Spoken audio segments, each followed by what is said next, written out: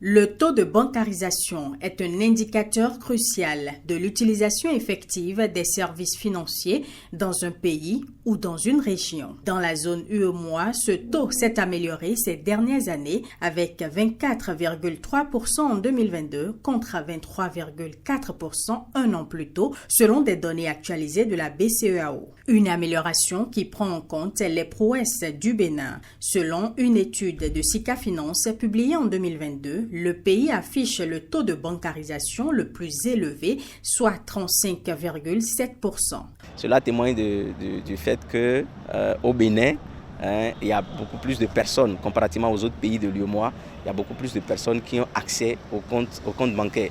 Il y a pas mal d'initiatives qui ont été développées, notamment dans le domaine de la promotion des produits et services bancaires. Nous avons également eu la possibilité désormais d'accéder à des comptes bancaires avec des cartes CIP, ce qui n'était pas le cas il y a quelques années. Les fonctionnaires de l'État, pratiquement tout le monde a ses salaires domiciliés à la banque. Donc je pense que c'est une décision salutaire parce que ça a permis quand même de diminuer tant soit peu pas mal de choses, à savoir la corruption aussi. Pour atteindre ce niveau de performance, le Bénin a fait de la bancarisation un outil de transparence. On évite ce que nous appelons de l'évasion fiscale. On sait déjà d'où vous tirez vos revenus et comment est-ce que vous les utilisez. On peut vous suivre facilement à base de la bancarisation.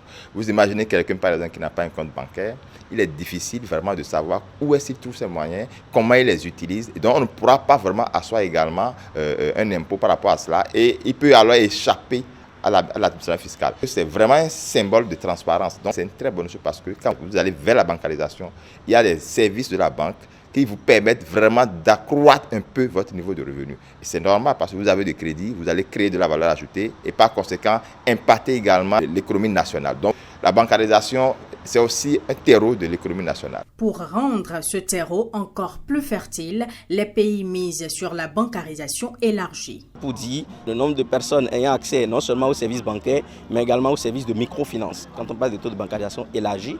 Et pour enfin parler maintenant du taux d'inclusion financière qui intègre non seulement les services bancaires, les services de microfinance, mais également les services offerts par les opérateurs mobile money. Et donc pour dire qu'aujourd'hui, il n'y a pas que le taux de bancarisation. Le taux de bancarisation, oui, c'est un premier pas, mais après, il faut que nous puissions aller au-delà de ça et qu'on puisse voir également le taux d'inclusion financière. En termes d'inclusion financière, le Bénin se démarque aussi. L'exécutif déploie un nouvel arsenal adopté en mars 2023. Il s'agit de la stratégie nationale d'inclusion financière. Il y a un programme qui va s'occuper de l'amélioration de l'écosystème financier. Un autre programme qui va porter sur l'amélioration des offres et services et un autre programme qui portera sur l'éducation financière digitalisée. La finalité, c'est de pouvoir permettre à la population de lutter contre la pauvreté et de pouvoir faire les affaires dans un écosystème sain.